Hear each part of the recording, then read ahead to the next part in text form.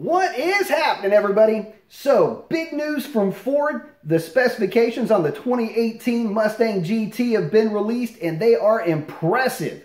460 horsepower and 420 foot-pounds of torque, and it is going to be available with that 10-speed automatic transmission.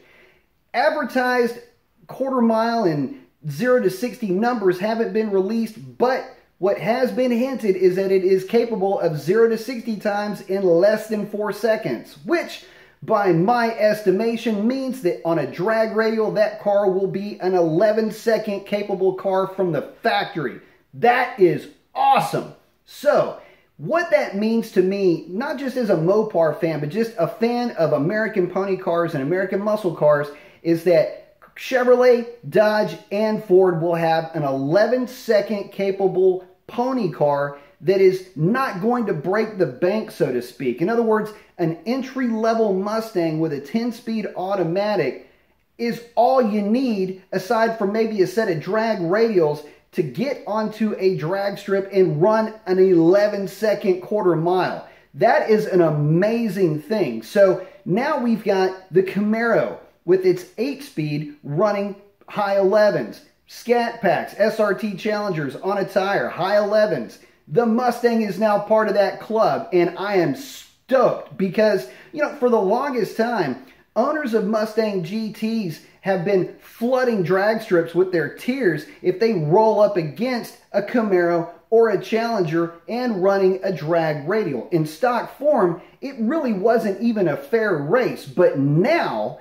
with the 10-speed automatic, 460 horsepower, 420 foot-pounds of torque on tap, that car will be able to hold its own with anything that rolls up next to it, and that is something that I am stoked about.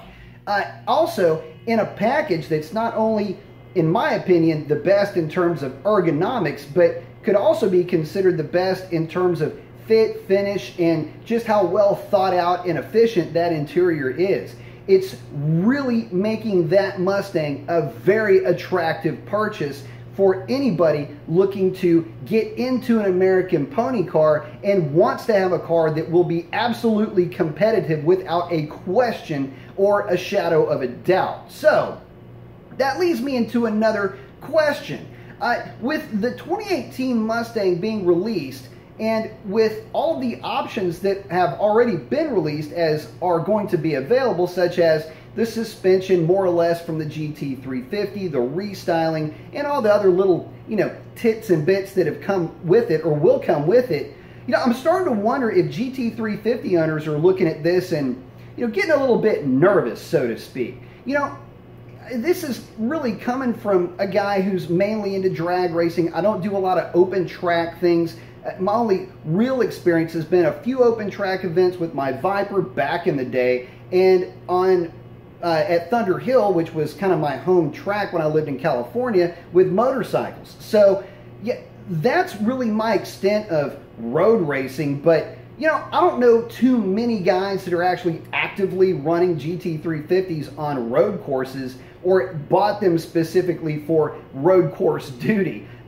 So let me ask you this. If you've got a GT350 and you're looking at the specifications of that GT, knowing that they've kind of been pilfering your parts bin, your toy box more or less, does that make you a little bit nervous? Or if not nervous, does it kind of rub you the wrong way, if nothing else? I mean, God forbid that you do roll up against one of these guys on the street, and from a dig, yeah, I have a feeling that GT is going to show you its taillights pretty quickly. And it's not just because I'm dogging on a GT350 that I'm saying this. I am on record as saying that that is one of my all-time favorite cars. But yeah, I've driven them, and I've been able to drive them pretty hard, as a matter of fact. And yeah, from a roll, I'm sure the GT350 will still annihilate that GT. But damn, from a stoplight with that 10-speed automatic on a radial,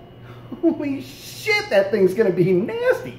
So, at any rate, I wanted to give my thoughts on that car. I can't wait for, you know, more specifications and some road tests to be released. But for now, for Ford guys, I am stoked for you guys, and I can't wait to see them at the drag strip. I'm sure it's going to be one hell of a race. And if nothing else, it'll at least make you competitive against Challengers, Chargers, and Camaros.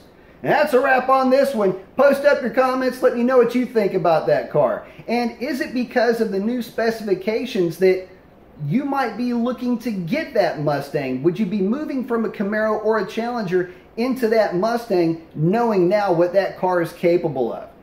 Can't wait to hear your responses. That's a wrap on this one. Adios.